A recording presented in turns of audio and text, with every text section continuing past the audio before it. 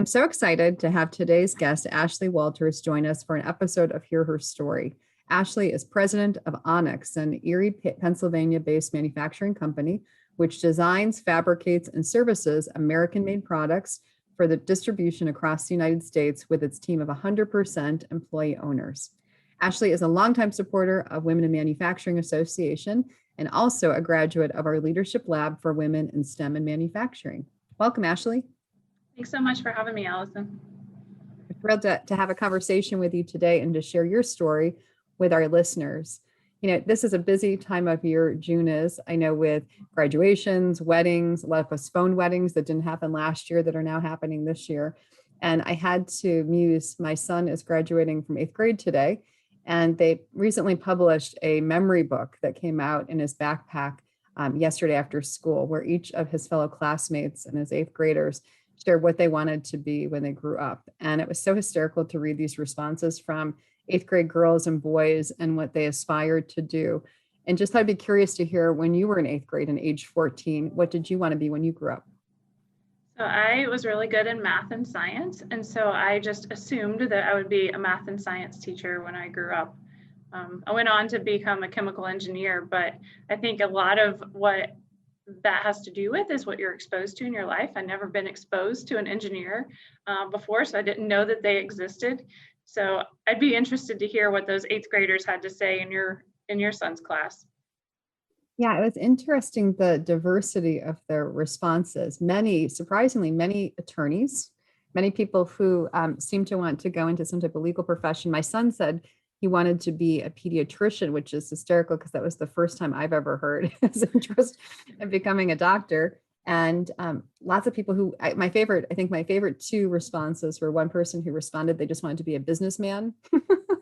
I had to laugh and say, what is a businessman? And then another person who said they wanted to be a voiceover actor. So again, full gamut. And I think to your point, when we're young, so it's so important we're so impressionable at that age.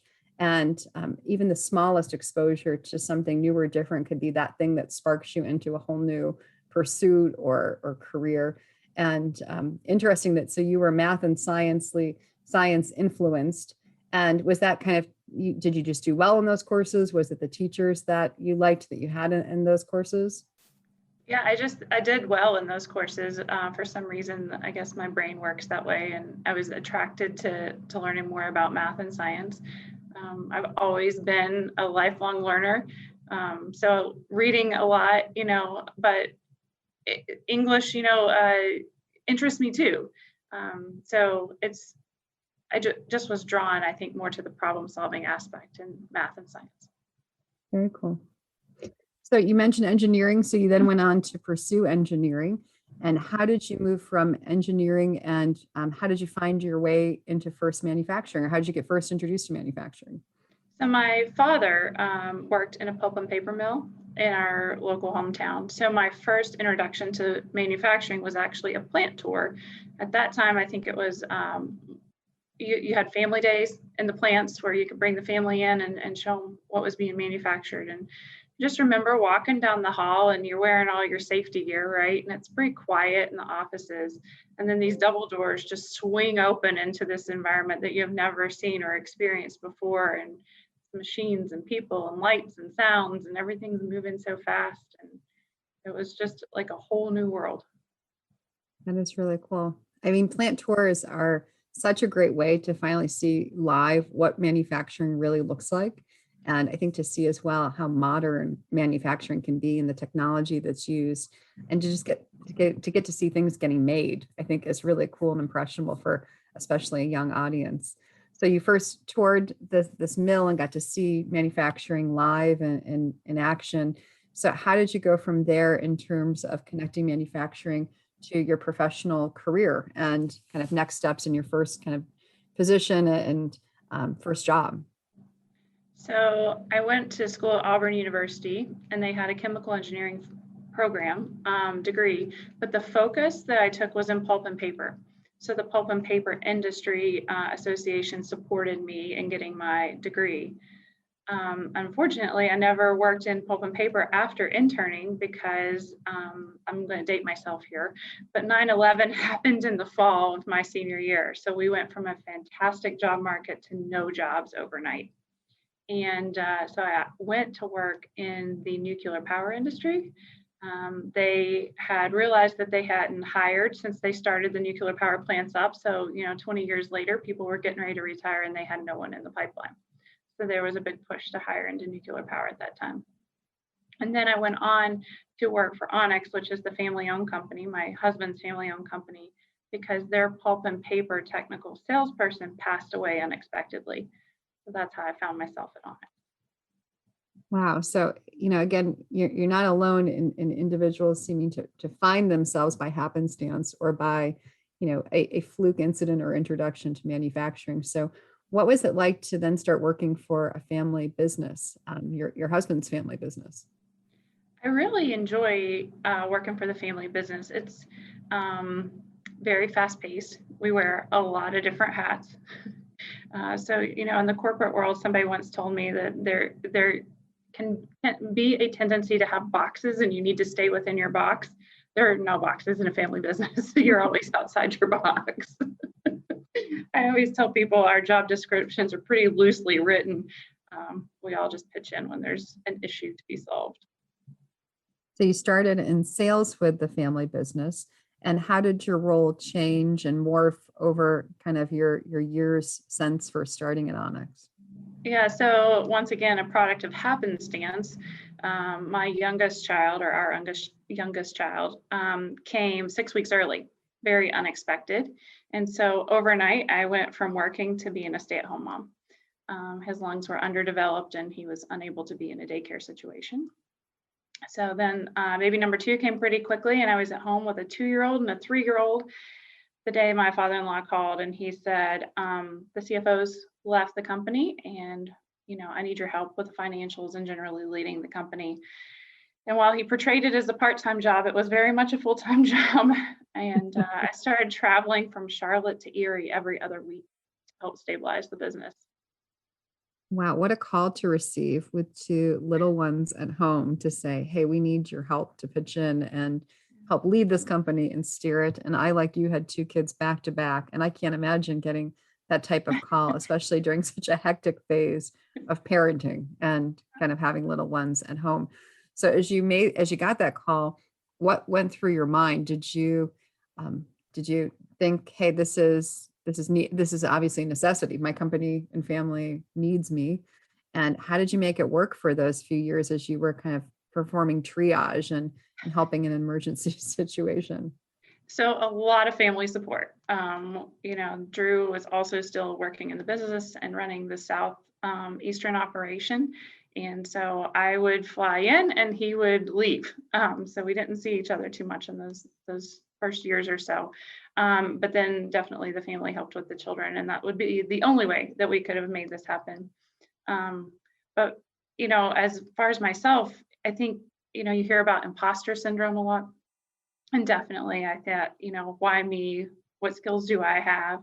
And I had a girlfriend one day who I was telling her about it, and I was just nervous that I was going to mess this up, right? And I knew I had to get it right. I had 50 families depending up on me.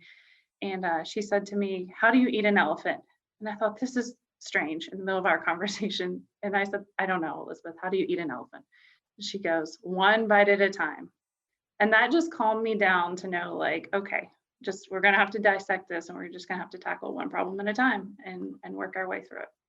So That's what we did.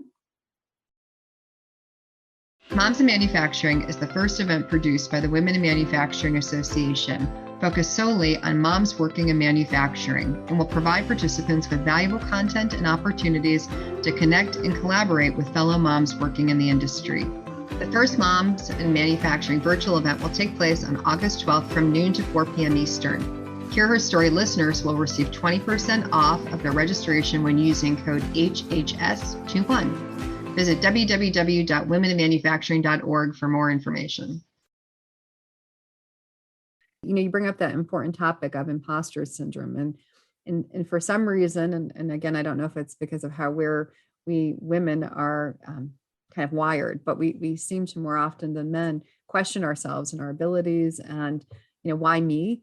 And I think one of my other favorite statements I've heard from an actress, Mindy Kaling, when she delivered an address, I think it was at her alma mater for college, was why not me? And I think we as women need to more frequently ask that question rather than why me, why not me? Why can't we have that same opportunity or experience or, be the one who's given the reins to lead? So really interesting. So as you stepped then into a triage, help this company during time of crisis without a CFO, step in to do that, how did you then journey from there to then ultimately being the president? So I was named general manager right out the gate because I needed to be the face and the leader of the company. Okay. But a title does not actually mean much of anything, right? Just because you're called the leader doesn't mean you're leading yet. And so what I did was I worked really hard to build trust and rapport within the organization again.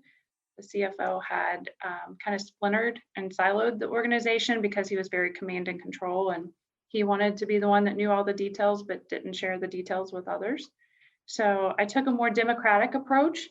I asked a lot of curious questions. So probably the best advice I received was from my father.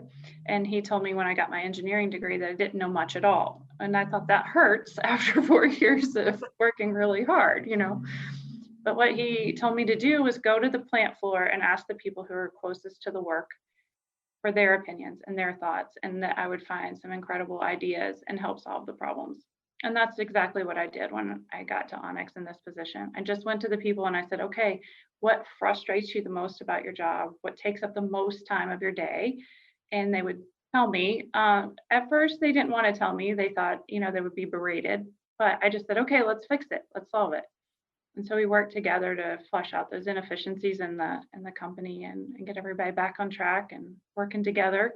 So it sounds like your leadership style is pretty collaborative, which seems to be often the style that is adopted by many female leaders, and often one of the best, they say, as it relates to building successful teams and profitable organizations.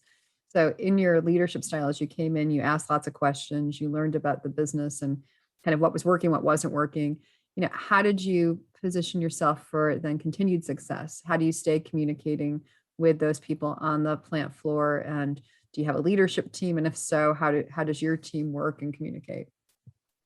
So a lot of what we have worked on is our leadership style.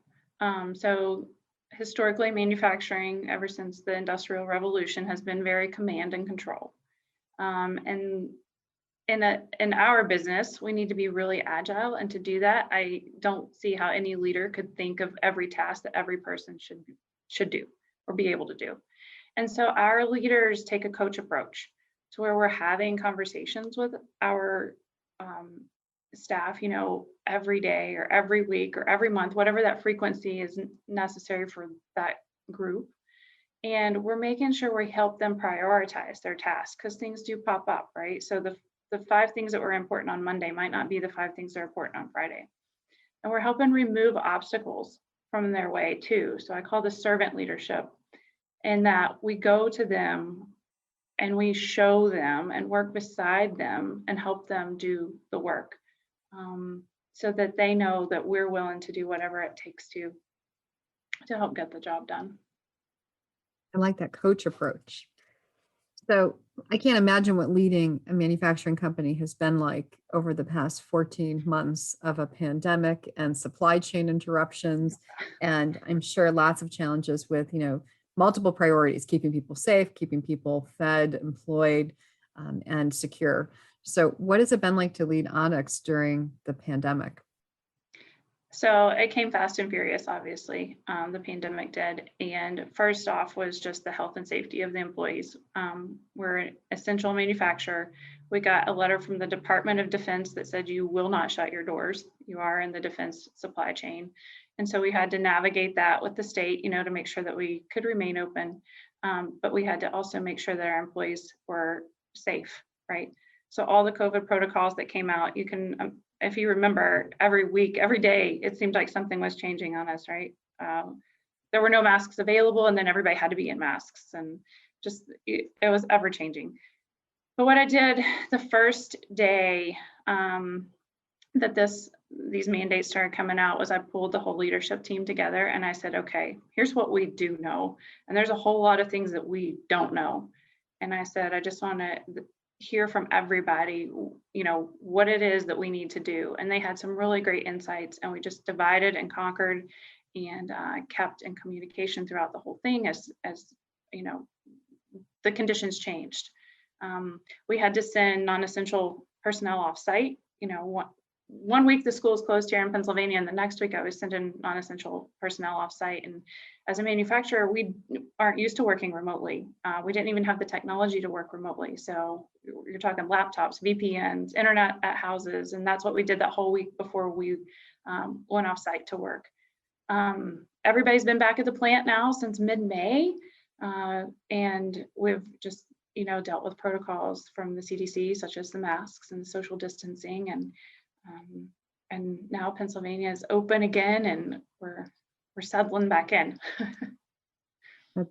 So were there changes that were made during pandemic from you as leader and from your organization that have kind of stuck or stayed? Were there any new best practices that came out of pandemic, or some of those positive outcomes? I've heard lots of companies share some new efficiencies that they've adopted, or new protocols or policies that are kind of going to stick and stay even beyond pandemic. So I think certainly remote work, we can say can be effective at this point, right? Before, I think manufacturers would say no working from home would be the policy. Right. So I think that'll be here to stay with us, which is good. I think we need flexibility for sure.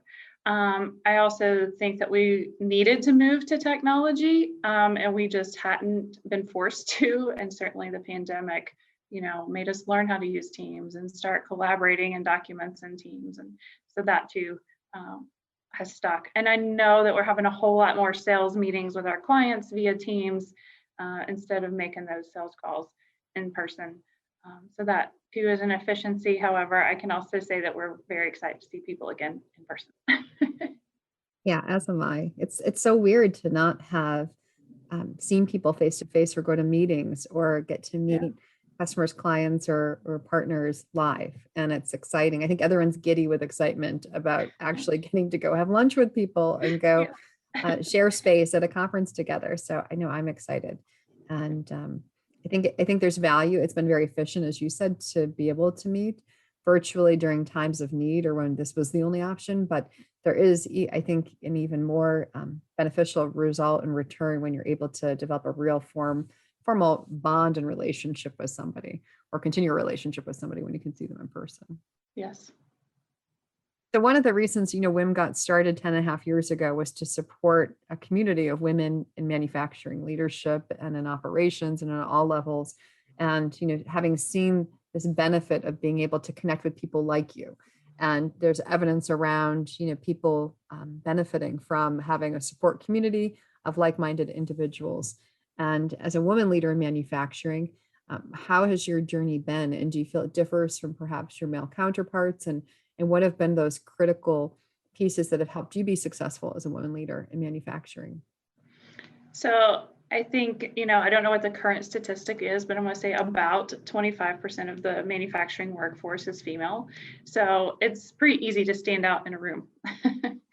I have been so fortunate, though, that I've had male allies in every part of my career. My father, my husband, my father-in-law, and my mentor have all been males. And so they have always encouraged and accepted me, given me a seat at the table. And I think having that in my life has made a big difference. I know other women don't share that same story, but I've always been accepted. There's been very few times that somebody has said something that they shouldn't to me in my career, and it's always been somebody that doesn't know me. Yeah. You talk about male allyship and males as mentors. And I similarly experienced, I think, as you remarked, that same experience, because in my career, which has been mainly within trade associations, again, the vast majority of leaders in trade associations are male. And so all of my formal and informal mentors, for the most part, have been men too. And I think that's why we as an organization have tried to work with men to help them be successful mentors to individual women, to help provide things like feedback. There was recent research I was reading around feedback and how that's one of the biggest reasons why women often don't advance, is that they're not given feedback that's genuine. They're not getting feedback often enough, or at critical junctures within their career. So I think it's interesting to hear that most of your mentors have been male as well. Do you mentor people presently yourself? Are you paying it forward to a next generation? And do you help support women at your organization through a group or just through informal or formal mentoring?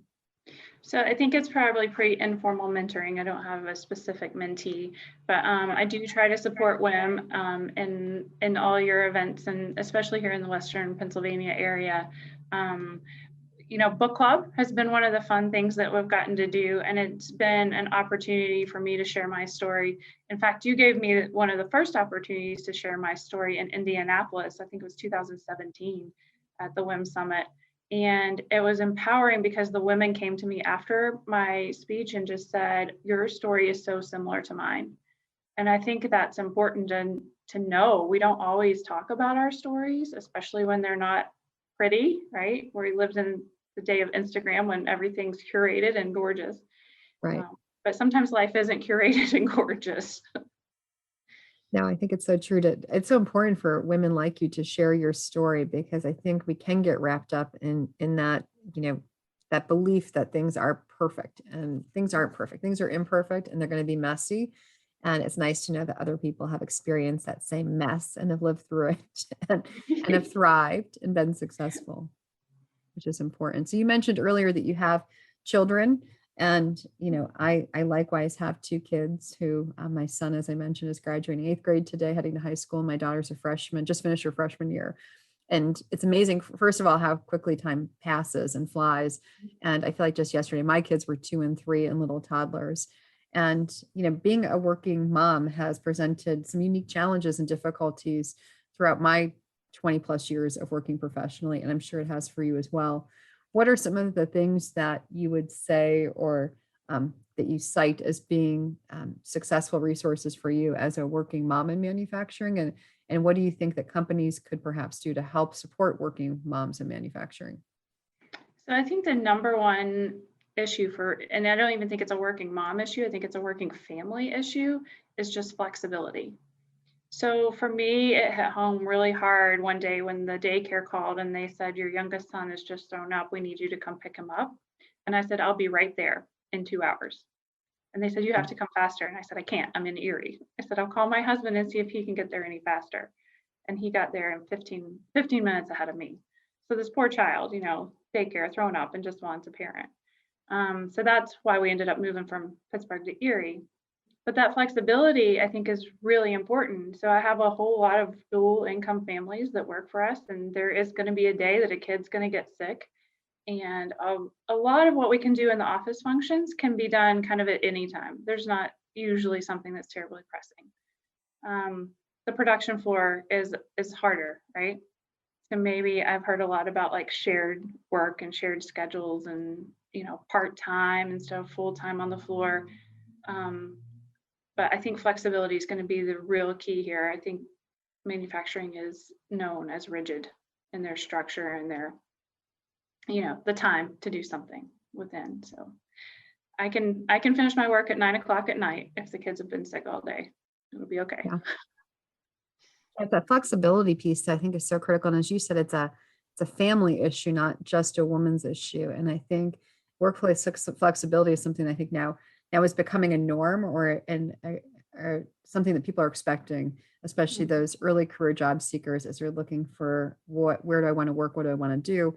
They, I think, are expecting that flexibility should be or could be an option. And I think pandemic, again, a positive outcome of this crisis has been, I think manufacturers have finally realized, hey, we can actually be flexible in some spaces and within some positions, and allowing us to hopefully tap into new talent where that is a key requirement. Great point, because people can work, they have their choice of jobs today. And if we refuse to be flexible, then they're not going to choose to come work in manufacturing. The Women in Manufacturing Association will host our 11th annual summit as a hybrid event this October 4th through the 6th. The summit is WIM's largest signature event, with more than 700 industry professionals expected to be in attendance. Join us in Cleveland, Ohio, or digitally from your own home or office for 3 days filled with plant tours at leading manufacturing facilities, roundtable discussions on timely topics, and inspiring keynotes from leaders across the industry. Save your spot before July 1st to take advantage of our early bird registration rate. Sign up today by going to www.womeninmanufacturing.org/events and searching the keyword summit.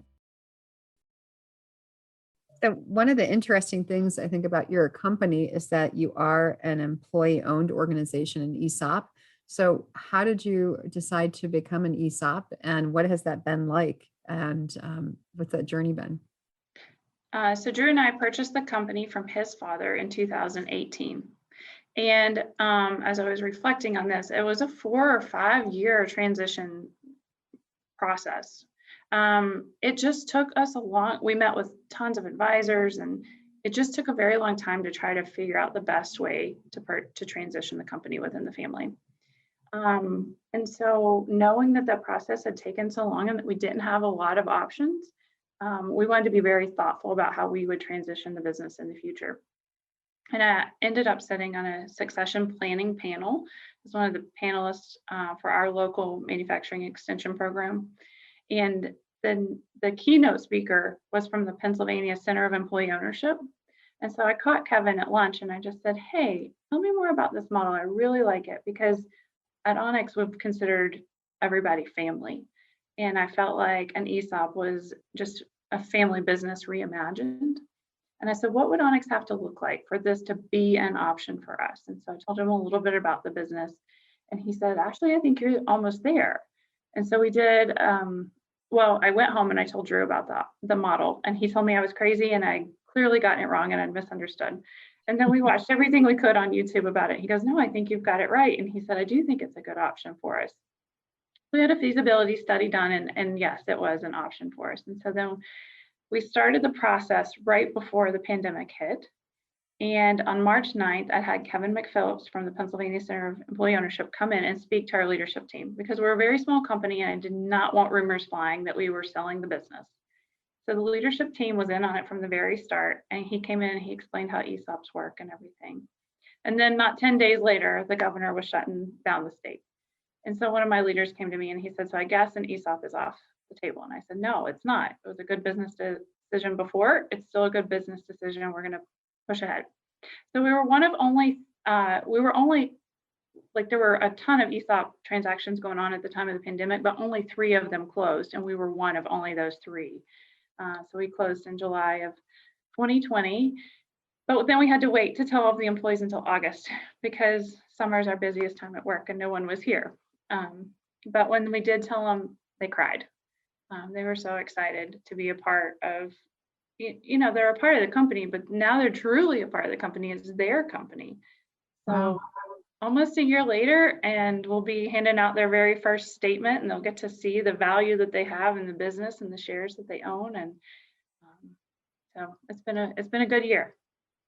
That is really excellent. And I think, what a great opportunity that you happen to be on that panel and hear about that from an expert and find that it was a good solution for your company, because it seems as though there are so many family-owned businesses that are at a point of transitioning ownership and leadership. And without kids, relatives, others interested in the business, I think ESOPs can be a great option for many organizations and companies, especially when you have a familial organization where there's that type of trust and level of confidence and communication within your group.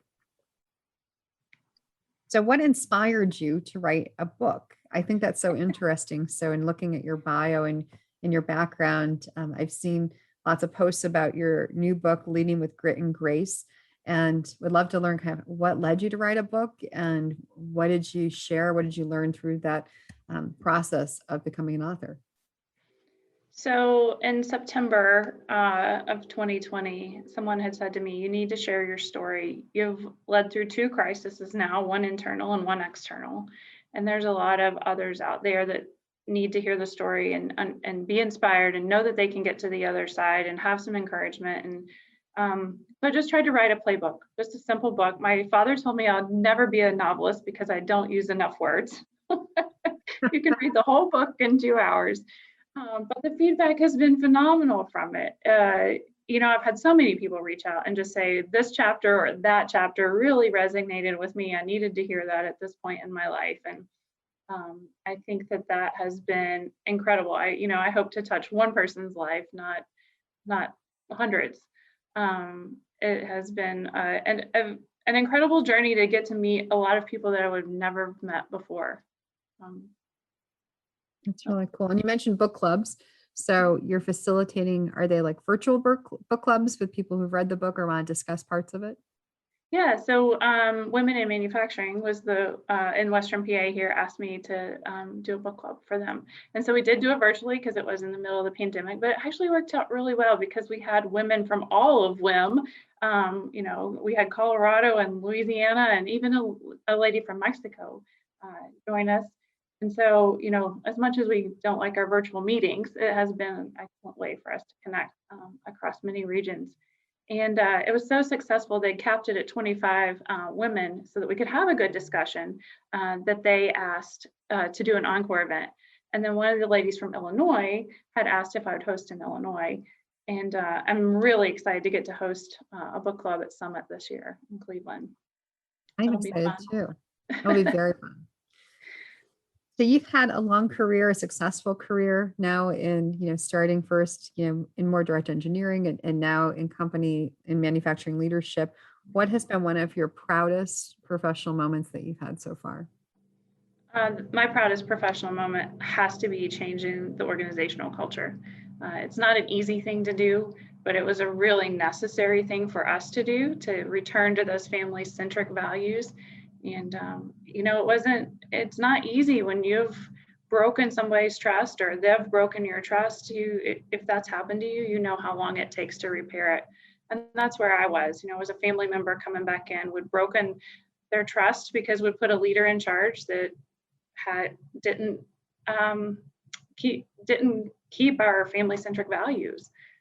So that has definitely been the highlight of my career. So we have some rapid fire questions to get to know a little bit more about Ashleigh.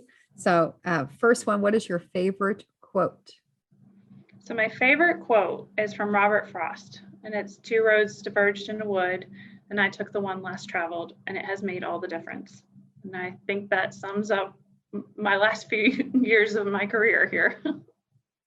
I love that quote. I actually used that, I think, in my college application. Or one of my college applications. And that quote has always stuck with me as well, because it's amazing. One small difference in path or direction can make all that difference in our lives. What is your favorite book, either that you're reading now or of all time? So my favorite book of all time is called Mooch the Messy and Prudence the Neat. And it was a childhood favorite. And it's about 2 little rats that live under the city of Boston. And Mooch is very messy. He has ants in his jam, and Prudence is very neat and tidy. So they switch spaces. He makes a mess and she cleans it up, and it's a perfect relationship for them. I'll have to check that one out. And do you listen to podcasts? Do you have a favorite podcast if you do listen to them?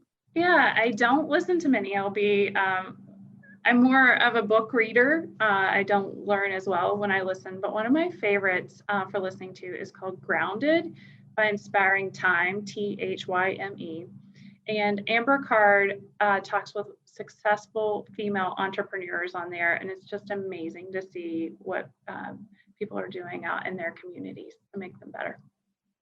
I'll have to check out that podcast. And what was the first job you ever had? I worked in a library. That was my first job. So like I said, I'm a big reader. My mom got me my first library card when I was 6 weeks old because I was awake and she didn't know what to do with me. And I have read ever since, but that was my very first job, was working in the library. That was one of my first jobs too. So yeah. We had a small little library that was in an old home in West Akron where I grew up in Ohio. And that was one of my first jobs. And I loved it. My favorite part was the summer reading program. So I helped with story time and of course shelving and checking out books and audiovisual stuff. But I loved the summer reading program and getting to see kids get so excited about reading. And we would have competitions for them to, they got prizes if they read a certain number. It's one of those things that saddens me present day because I just don't know. I mean, I look at my two kids and I've tried to instill a love of reading, haven't been too successful in that way. And it's tough. We have so many ways now to get information that, as you said, you are a reader, but so many people now are only listening to things for learning and not necessarily picking up a book. Yeah, so one of the interesting things about the book was it's only available in paperback. It's printed specifically for you when you order it from Amazon. And I had a lady ask me, like, how could you get it in an e-reader or Audible? And I said, I very intentionally did not produce it that way so that you would have to have the experience of reading a book. I love that. See, you're helping get people back to reading, which is a good thing. So what do you do to enjoy kind of downtime? Do you have any special hobbies or things you like to do to decompress and enjoy downtime? So if it's something that I'm doing by myself, I'm usually on a run. And then I love being with the family. So we play golf together. And that has been a post-pandemic event. When all the sports were canceled for the boys, we wanted them to still be active. And so we joined a golf course so that we could get out and golf together. So that's been really fun. Well, that's a great family activity. I should think about that. I wanted to learn. I have still not learned how to golf, and my family has talked about doing that. So that's a good idea. How old are your kids now? They're 9 and 11, and they're much better than I am. I look like Caddyshack out there playing golf. That is funny. I'm gonna have to try out the golf thing. That's a good idea to do. It's like a family activity. You get to spend time together, have, I'm sure, some great conversations and great memories. Yeah, it's a 2.5 mile walk for 9 holes, so you get some exercise and no cell phones. I love it. And what was the last place that you traveled? So we got to travel to Texas over Easter. It was the first time we'd gotten to travel in quite some time. We love to travel as a family, but we got to visit Waco. I'm a big Fixer Upper, Chip and Joe fan. And the reason I'm such a big fan is I just think it's amazing what they've done with Waco, Texas. How they've revitalized it. Yeah, it's a story of transforming small communities, one project at a time. And I likewise love that show and love what they've been able to do. And it's not only the project piece is really cool to see, them taking these houses into amazing places to live, but to financially support a small town and create jobs and create opportunities for people. Yeah, that's amazing. It's very inspiring to go there. It's on my to-do list or on my bucket list of places to go. And then lastly, before we wrap up the show, what is one piece of advice you'd want to share with the next generation of women in manufacturing? So I want to share the same advice my dad shared with me. Go to the plant floor, meet the people who are doing the work, ask them lots of curious questions. And the best way to build trust and rapport is to help them solve their problems. That is great advice. Wonderful wisdom. Ashleigh, it's been great to talk with you today. And thanks for being a part of our Women in Manufacturing Hear Her Story podcast. Thank you so much for including me. Thank you for listening to Hear Her Story, a podcast produced by the Women in Manufacturing Association. Be sure to share, review, and subscribe to Hear Her Story on Apple, Google, Spotify, or wherever you like to listen. In the past 10 years, more than 3,000 new apprenticeship programs have been established within U.S. manufacturing, representing 128% growth within the industry. This isn't surprising since registered apprenticeship programs give employers access to a diverse pool of talented potential employees. The Women in Manufacturing Association has partnered with Jobs for the Future to connect our members and their companies with a streamlined way of recruiting, retaining, and training women in manufacturing through their own registered apprenticeship programs. For more information on how to build your own registered apprenticeship program, please visit our website at womeninmanufacturing.org.